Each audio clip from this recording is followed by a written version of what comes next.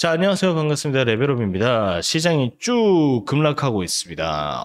반등이 나온 것 같다가 또 급락을 해주는데, 일단 형태적으로 봤을 때 이렇게 변동성이 줄이면서 나오는 하락보다 변동성 크게 나오는 하락이 저는 장기적으로 봤을 때 더 괜찮은 움직임 보여줄 포텐셜을 만들어준다라고 생각하기 때문에 지금은 그렇게 패닉 상태는 아니라고 보고 있습니다. 자, 일단은 또 주말 동안에 하락을 해주었으니까 이런 식으로 CME 갭도 생겨졌고요. CME 갭 나중에 충분히 메꿔줄 수 있기 때문에 이 자리를 체크를 한번 해주시면 좋겠습니다. 자, CME 갭가 무려 이제 3,000불 정도 갭을 발생시켜줬습니다. 자, 그 다음에 미국 증시도 지금 정말 급락이 나와주고 있는데, 저는 오히려 이제 나스닥을 그렇게 크게 걱정할 필요는 없다고 보는 게, 나스닥이 제가 옛날에 봤던 자리에서 반등이 세게 나와줬습니다. 이 자리는 반등이 쭉 나와주면서 괜찮은 흐름 만들어줄 수 있는 자리니까요. 그러니까 이렇게 하락 일변도로 떨어졌기 때문에 여기서 반등이 쭉 나오고 이렇게 갈 수는 없어요. 제가 봤을 때는 바닥을 한 번 이렇게 만들어주고 뭐 두 번 정도 이렇게 만들어주고 나서야 비로소 좀 갈 수 있을 것 같은데, 자, 그런데 이제 일단은 반등이 나와준다는 점이 중요하고, 오전 동안에 비트코인이 좀 빠질 수 있어도 오후에 나스닥 반등 흐름 따라가지고 충분히 반등 나와준다면 괜찮은 흐름 보여줄 수가 있겠습니다. 자, 그 외적인 거는 이제 시장 외적인 거는 이제 스태그플레이션 관련 이슈가 좀 나오고 있어요. 스태그플레이션이 뭐냐면은 결국 이제 물가는 비싸지는데 임금은 싸지고 경기는 침체되고, 이게 이제 제일 무서운 거란 말이죠. 그런데 처음에는 경기가 조금 약해지는 걸 보고 우리가 어느 정도 물가가 잡힐 수도 있겠다라고 생각하면서 안심했는데, 이게 어떻게 되고 있냐면 물가 지표는 계속해서 높게 나오는 것 같은데, 그런데 고용 지표만 낮게 나온다. 이렇게 돼버리면 스태그플레이션이 발생할 수도 있고, 거기다가 플러스로 관세마저 먹이게 되면은 진짜 관세의 효과가 드러나게 되면 물가는 급상승하는데 임금이 떨어지는 스태그플레이션이 현실화될 수가 있다. 그래서 이것 때문에 시장이 또 흔들리고 있는 모습이에요. 저저번 주에 스태그플레이션 관련 이야기 한번 나온 다음에 시장이 좀 흔들했는데, 그런데 이제는 그게 좀 현실화될 위기에 처했다라고 보시면 좋을 것 같고요. 근데 이제 트럼프의 최근 행보를 보면은 이 시장의 등락을 전혀 신경 쓰지 않아요. 그리고 일부러 시장을 떨구는 모습을 보여주고 있는데, 첫 번째로는 크립토 서밋 전에, 그 크립토 서밋에서 원래는 이제 암호화폐 가상자산 관련 비축 법안이 발표됐어야 됐었어요. 그런데 이제는 서밋 하루 전에 갑자기 발표를 해버리는 거죠. 기습 발표. 그런데 그 발표가 실망스러운 발표예요. 그러면은 시장은 어떻게 되냐면 기대와 현실이 괴리가 생기기 때문에 괴리만큼 실망해서 시장이 하락을 하게 됩니다. 그런데 트럼프도 이 금융업계에서 잔뼈가 굵은 인간이기 때문에 이런 인과관계가 발생할 거라는 거를 모를 리가 없어요. 일부러 이렇게 하고 있는 거고, 주식도 일부러 떨구고 있는 거라고 생각할 수밖에 없는 이유가, 지금 미국이 채권 금리를 떨궈야 되는데, 그러려면 어떻게 해야 되죠? 사람이 채권을 많이 사게 만들어야 돼요. 그런데 코인이랑 주식으로 돈이 몰리면 채권을 안 사잖아요. 그래서 의도적으로 주식을 치고 코인 시장을 흔들면서 자금을 탈출시켜서 채권을 사게 만드는 모습이라고 볼 수가 있습니다. 그러면은 이거 너 뇌피셜 아니냐라고 할 수도 있는데, 지금 미국이 트럼프가 특히 이제 좀 채권에 목을 메고 있는 것 같은데, 보시면은 테더 관련해서도 미국 채권으로 준비금을 100% 채워야 된다, 이런 법안을 뭐 발의할 거다라는 얘기도 나오고 있는 걸 보면은 정말 지금 당장은